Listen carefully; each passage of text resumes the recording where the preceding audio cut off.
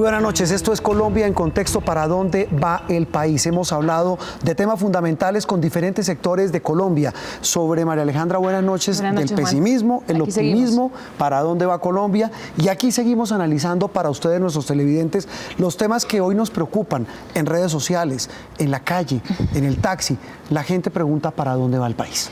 La polarización de la que hablamos antes se concentra sobre todo en el tema del proceso de paz. Roberto Pombo, director del Tiempo, que nos acompaña hoy en el especial Buenas noches, lo mencionaba ayer cuando le hicimos la mirada a la economía, y Yolanda Ruiz, directora de Noticias de RCN, que también nos sigue acompañando en este especial, también lo mencionaba. ¿Cómo vamos a hacer para llegar al punto en que el proceso de paz pueda seguir adelante y muestre de alguna manera pues el potencial con el que se diseñó?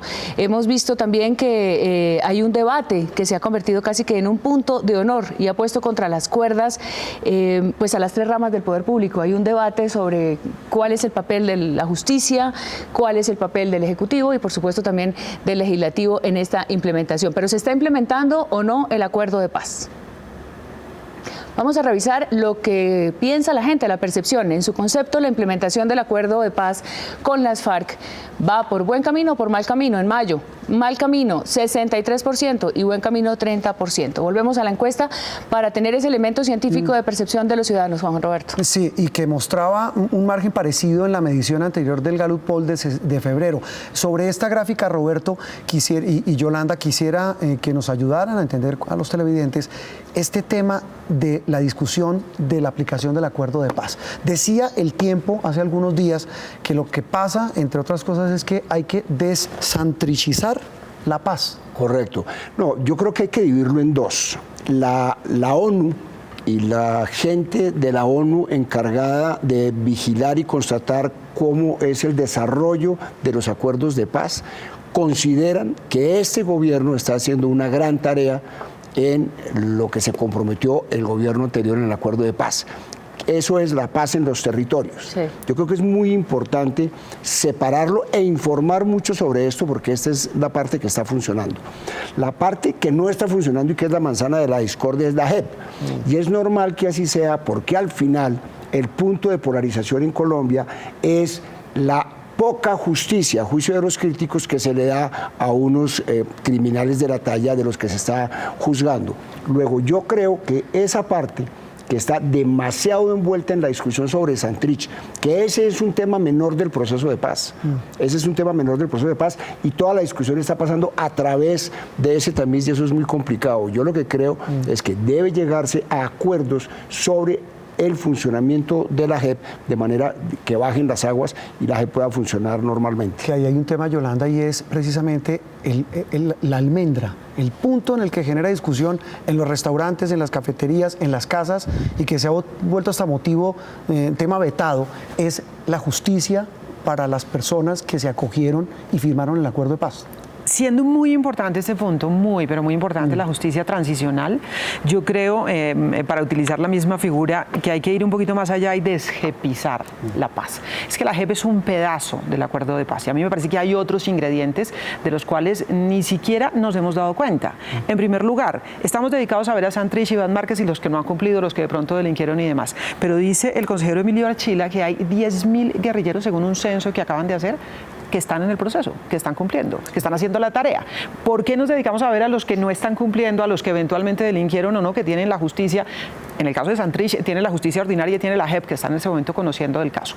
Miremos los que están cumpliendo y miremos lo demás. Es que el acuerdo tiene un proyecto inmenso, que son los planes de desarrollo con enfoque territorial. A mí me parece que la pepa del asunto está allí. La reinserción de esta gente. Exactamente, y es donde vamos efectivamente a impulsar en las regiones que fueron afectadas por el conflicto, las regiones que sufrieron ese conflicto, en donde se van a poner esos planes y esos enfoques. Me parece que estamos viendo un pedazo nada más del acuerdo y no estamos viendo otro, que ha venido caminando, entre otras cosas, hay que decirlo, que ha venido caminando, están caminando las zonas donde están los que están en proceso de reinserción y están caminando esos planes de desarrollo con enfoque territorial. Me parece que el país tendría que enterarse un poquitico más, que el acuerdo va más allá de la JEP. Obviamente siempre habrá discusión, siempre habrá debates, pero podemos mirar un poquito más allá porque todo esto está pasando sin que nos demos cuenta. Así es, Yolanda, y por eso el mundo nos recuerda que la paz de Colombia pasó fronteras y que es algo que valoran, que se valora, digamos, en este escenario internacional. La paz de Colombia es demasiado valiosa para abandonarla, dijo hace poco un editorial del New York Times. Yo creo que ahí es donde tenemos que abrir un poco también las ventanas y dejar entrar ese aire que muchas veces se critica como algo dentro de la polarización, pero que es real. Plantean Roberto y Yolanda, se pueden tener dudas sobre la conveniencia de uno u otro punto estructural sobre el acuerdo de paz. Y lo cierto es que el tema de la paz es el plato fuerte de la diplomacia colombiana, donde pueden estar los problemas y las soluciones. Esto opinan la ONU y la Unión Europea, sus voceros. Se pensó que la implementación iba a ser un poco más sencilla de lo que se pensó originalmente, y entonces por eso quizá vamos a ritmos menos acelerados de los que quisiéramos, pero no los consideraría errores. Lo que sí hemos experimentado a últimas fechas es esa división en relación a algunos de los temas de aplicación del acuerdo, más que del acuerdo mismo, pero también estamos muy esperanzados y confiados como Naciones Unidas de que las discusiones y los foros que ha propuesto el propio gobierno de tener un acuerdo nacional donde todas las fuerzas políticas confluyan para mejorar, para revisar, para dialogar sobre la mejor manera de implementar el acuerdo, es el camino a seguir. Así que estamos también muy confiados de que se seguirá avanzando. Como muchos seres humanos tenemos la tendencia siempre de focalizarnos más en lo que falta que en lo que ya se ha conseguido. Y me parece que, como decía anteriormente, es muy importante que los colombianos se sientan orgullosos de los progresos que se han alcanzado. Si dijera yo dónde podríamos ir avanzando más, sería en el tema de la búsqueda de consensos, de esta polarización que no ayuda a la construcción de paz. Creo que hay que bajar a los territorios, hay que promover y fortalecer la reincorporación, hay que fortalecer la presencia del Estado, hay que seguir apoyando a este sistema de justicia transicional, sobre todo para garantizar los derechos de las víctimas. Pues esa mirada de las Naciones Unidas y la Unión Europea nos permite dar pie a la realidad de lo que realmente se registra oficialmente de la implementación. El Instituto Kroc de la Universidad de Notre Dame fue escogido por las partes en el acuerdo para ir revisando la implementación casi que en vivo con una matriz que ellos tienen sobre los procesos de paz en el mundo. Este es el estado del proceso de paz según el Instituto Kroc en abril del 2019. Acciones no iniciadas de la implementación son el 30%. Acciones iniciadas, o sea, de una parte mínima iniciada, es el 34%. Las que están intermedias es un 13% y las que están ya completas, o sea, las acciones completas, que son más de 400 acciones que identifica Kroc, es del 23%. El panorama más o menos de la implementación técnicamente y oficialmente, digamos, más allá de la percepción de encuesta que vimos anteriormente, es este. Es decir, el acuerdo no está... El panorama no es tan grave en términos de implementación. Lo vemos, el vaso medio lleno, medio vacío. Sí, a mí me parece que en este punto lo que dice Yolanda es clave. El proceso de paz en los territorios debe ser un pretexto para que Colombia mire hacia el campo, hacia donde ha mirado muy poco durante toda su historia. Esto no es reinsertar únicamente a unos guerrilleros a través de unos planes económicos, sino que el Estado se vuelque hacia el agro, hacia sus campesinos, para hacer planes de desarrollos allá. Y la ventaja es que esto, obviamente siempre más despacio de lo que uno quisiera, está funcionando. Entonces, impulsar esto, yo creo que es el secreto del éxito, y lo están reconociendo, lo que acabamos de oír, tanto la ONU como el mecanismo de Kroc. Yo sí quiero recordar algo, Roberto, y la pregunta para Yolanda y también para Roberto, es que de todas maneras, en esa discusión de la implementación, en esa discusión del acuerdo que se firmó, hubo un plebiscito y ganó el no. Y ganó la porción de colombianos que decía que había que hacerle cambios a ese acuerdo de paz. también yo creo que es para tener en cuenta.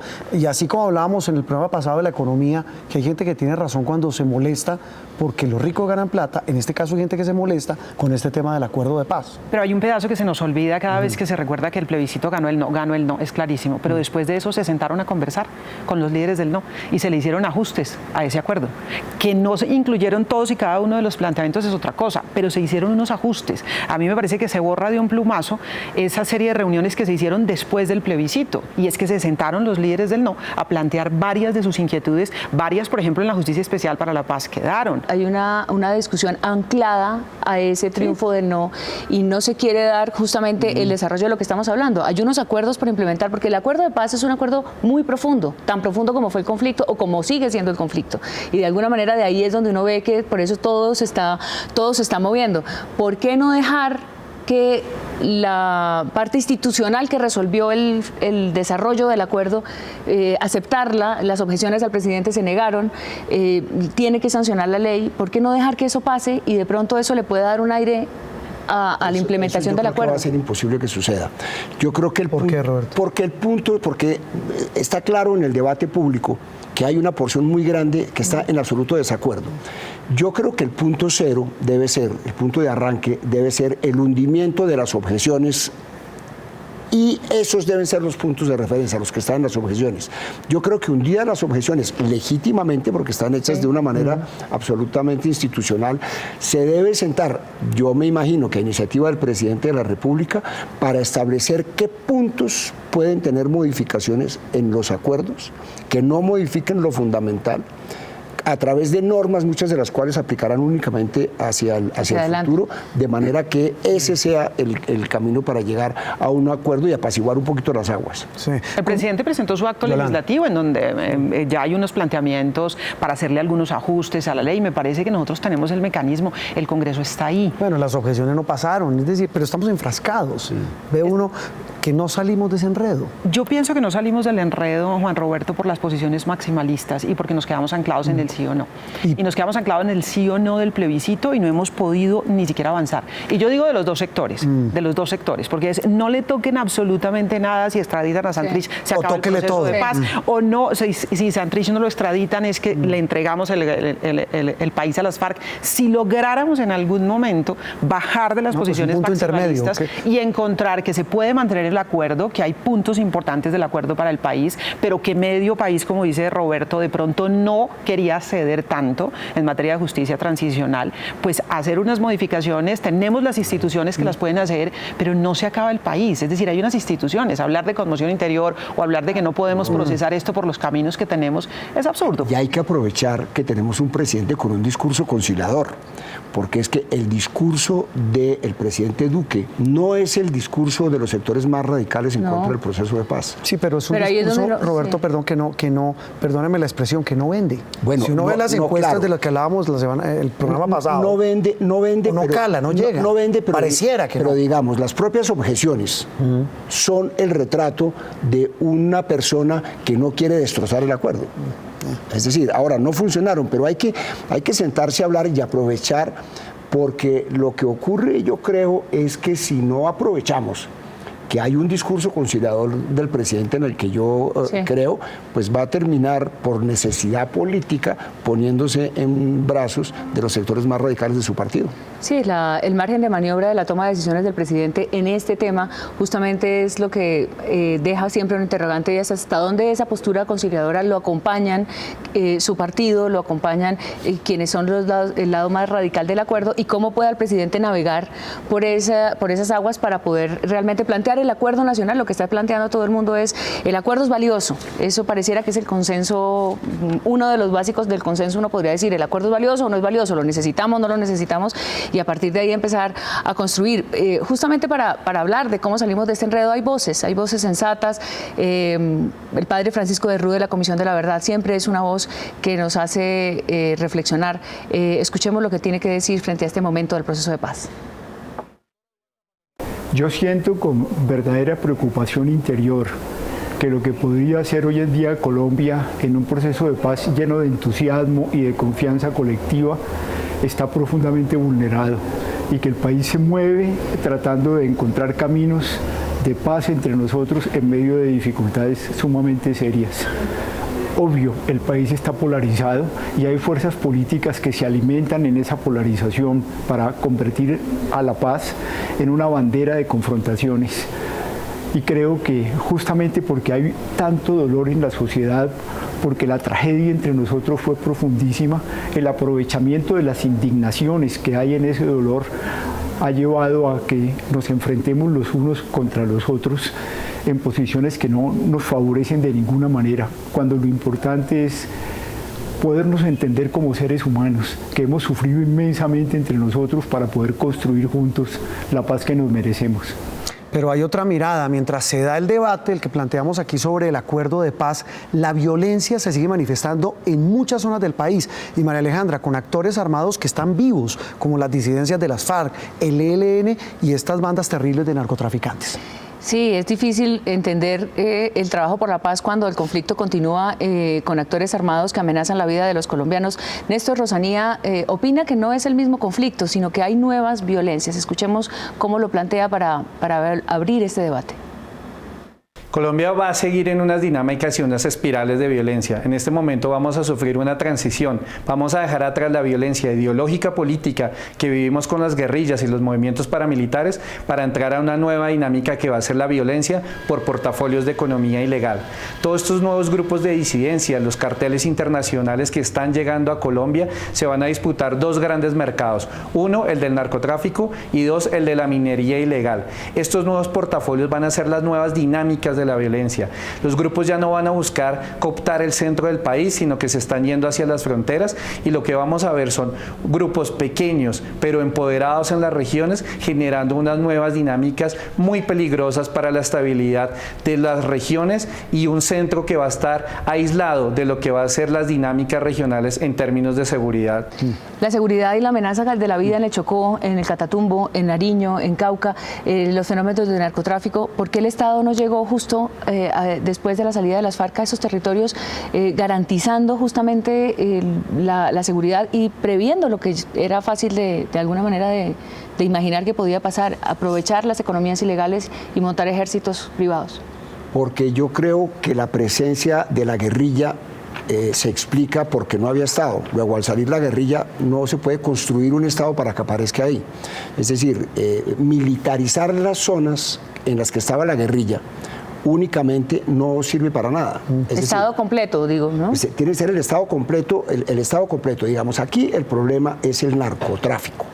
El narcotráfico y el tráfico negro de armas, que se nos olvida a veces que es un negocio del tamaño o mayor que el del narcotráfico, es nuestra mayor pesadilla, y no habrá ninguna acción inmediata que pueda contrarrestar el poder corruptor y el poder de generación de violencia del narcotráfico.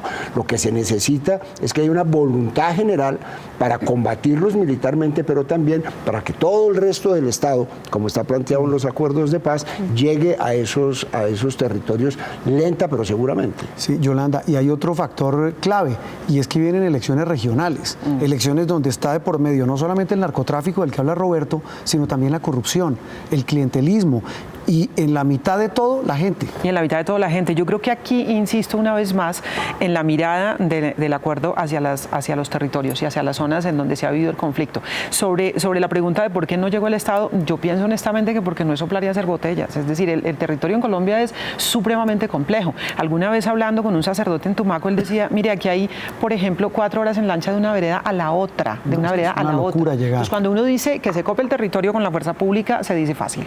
Y cuando se dice que se cope con la presencia del Estado, se dice fácil. Esto es un proceso de mediano y largo aliento. El asunto es si lo vamos a hacer, es decir, si hacemos un plan coherente, con sentido, de mediano y largo aliento, y ahí vuelvo a llamar la atención sobre el tema. Están ubicados los 170 municipios, están las 16 zonas identificadas, están trazados los planes de desarrollo con enfoque territorial, pero no vamos a tener resultados en 6 meses ni en un año. Es ver si nos comprometemos de mediano y largo plazo, más allá de los debates políticos de momento, más allá de los réditos electorales que están buscando los partidos políticos hoy. A mí sí me parece muy triste que se haga politiquería con el interés mayor del país, con el interés de largo plazo del país. Y ese es otro debate que debemos dar, porque ahorita lo que vemos a los partidos políticos enfrascados en discusiones inmediatas para sacar los votos. Muy bien, Yolanda. Y nos queda, María Alejandra, 2 temas clave: relaciones internacionales y el papel de la prensa.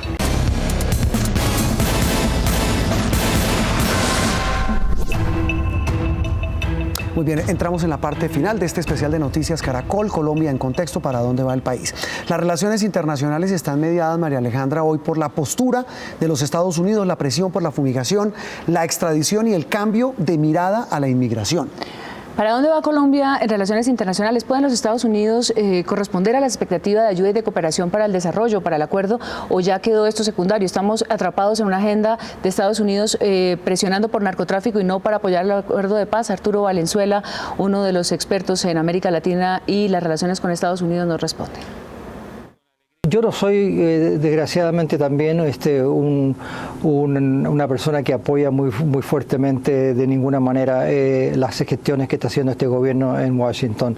Creo que ha habido un revés muy importante por parte de la Casa Blanca en el manejo de la política exterior de Estados Unidos en muchas partes del mundo, pero incluyendo también la situación en América Latina. El hecho de que se esté mirando solamente el tema de Venezuela en este momento como si fuera lo único que hay que preocuparse, no sabiendo o no dándose cuenta de que efectivamente lo de Venezuela afecta a toda la región también y que es un peligro enorme para también Colombia y para los países vecinos.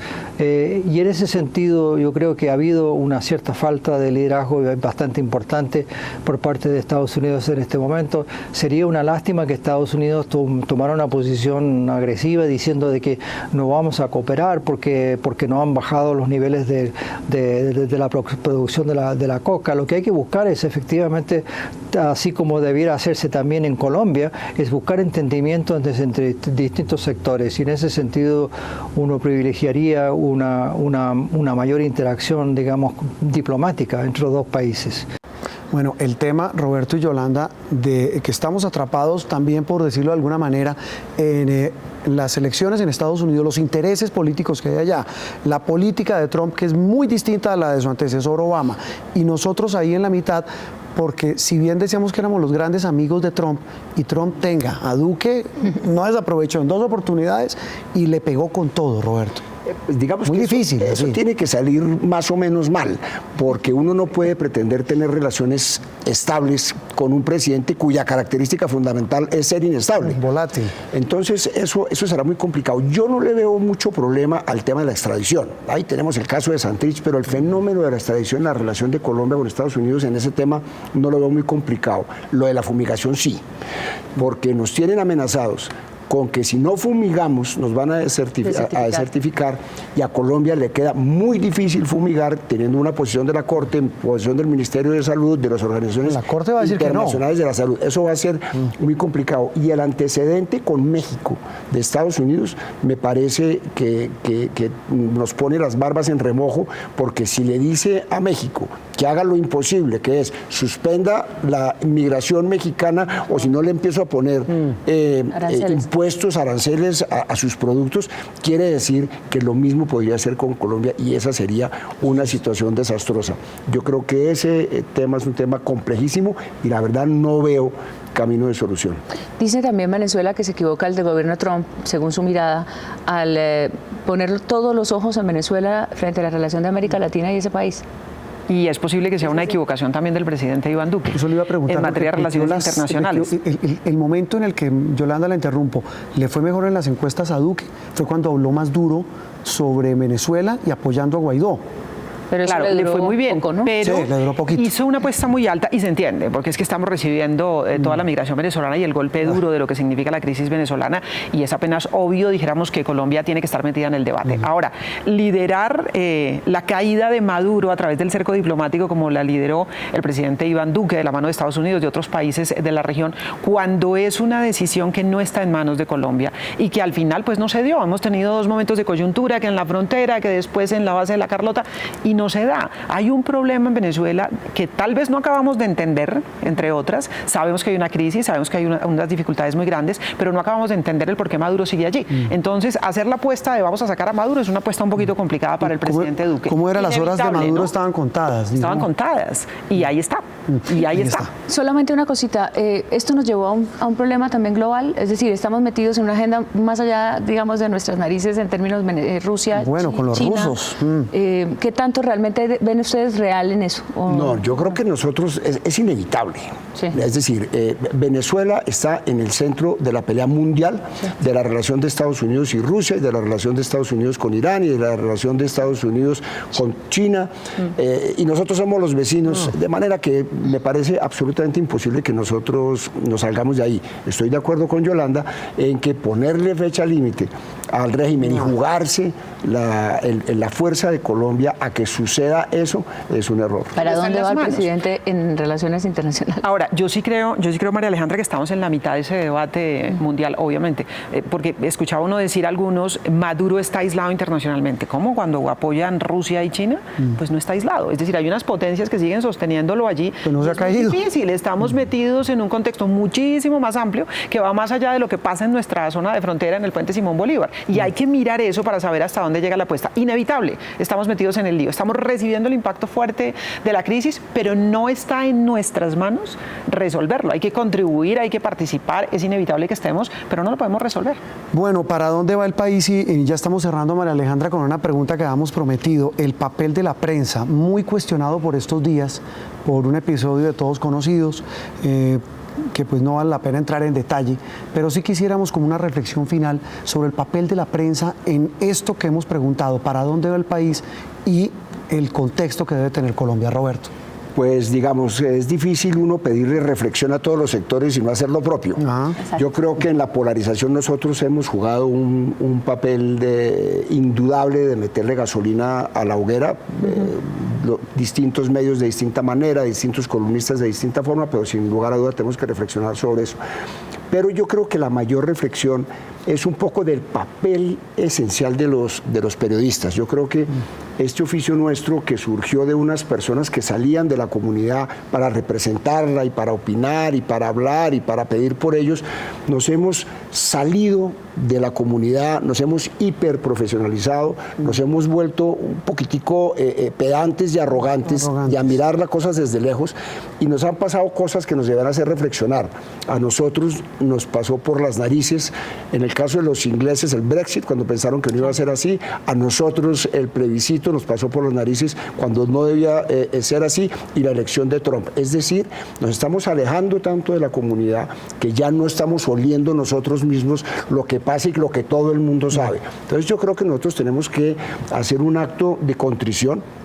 Y tenemos que bajar un poquito, no abandonar lo que tenemos que hacer, ser críticos del poder, hacer unidades investigativas, etcétera, pero me parece que nos volvimos una casta aparentemente superior, y eso no solo nos hace daño a nosotros como periodistas porque nos aleja de nuestras fuentes, de nuestra realidad, sino que también nuestra función fundamental, que es ser vocero de la comunidad, se pierde también, y mucho.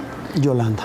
Bueno, yo diría tres cosas. Uno, me parece que generalizar cuando se habla de la prensa no es sano. A mí no me gusta generalizar con nada. Aquí tenemos unos periodistas valientes, unos periodistas que se han jugado el pellejo por hacer las historias, hemos pagado con sangre el trabajo que hace la prensa colombiana. Pero hay de todo, tenemos periodistas corruptos, tenemos problemas. Creo, como dice Roberto, que hemos contribuido a la polarización, creo que hemos cruzado líneas editoriales para llegar a ser periodismo de activismo o periodismo militante, que es un problema porque eso deja de ser periodismo. Creo que tenemos que hacer una autocrítica, mirar hacia adentro en un gremio que es profundamente arrogante, y tenemos que mirarnos hacia adentro. Me preocupa muchísimo que en la era digital hemos perdido a veces el norte de lo que nos corresponde. A nosotros no nos corresponde hacer lo que nos están pidiendo en Twitter, por hacerle caso a esas audiencias. Sino que nos corresponde hacer periodismo. Ante cualquier duda y ante cualquier momento de crisis, periodismo. ¿Y qué es el periodismo? El que busca contexto, el que da elementos, el que contrasta fuentes, el que confirma antes de tuitear, por ejemplo.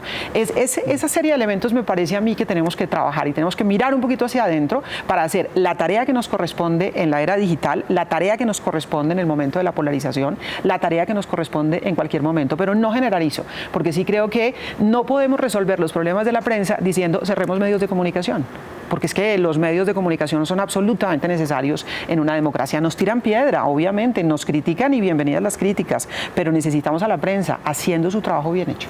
Muy bien, haciendo un trabajo bien hecho. Así es la conclusión más simple de los ciudadanos, es la mezcla de poder y prensa y poder, que tanto los periodistas en su ejercicio del día a día y conociendo todos los colegas, la cantidad de colegas que hacen el trabajo de verdad, con todo el empeño de sacar adelante la información, de hacerlo de una manera profesional en este momento de anarquía, digamos, de las redes sociales, pues es muy valioso hacerle esa mirada, porque no solamente es el pilar fundamental de la prensa, de la democracia, sino que también estamos en un momento especial del país y todo lo que pase por los medios de comunicación pues lo reproducen a nivel masivo todos los ciudadanos y lo reciben como están recibiendo este especial. Sí, señora, que esa es la idea y es la intención de este especial. Antes de despedirnos, recordamos que la encuesta Gallup es realizada por Gallup Colombia S.A. con recursos propios, se consulta a personas en 5 ciudades de Colombia y el margen de error es del 3%. Esta es la ficha técnica de la encuesta realizada en el mes de mayo. Roberto Pombo, director del Tiempo, un gusto haberlo tenido acá. Muy buenas noches, muchas gracias por la invitación. Yolanda Ruiz, directora de RCN Radio Noticias, gracias por estar con nosotros. Gracias, Juan Roberto, por estos espacios que ayudan un poco a bajar la calentura. Exactamente. María Alejandra, mañana el presidente, ¿no?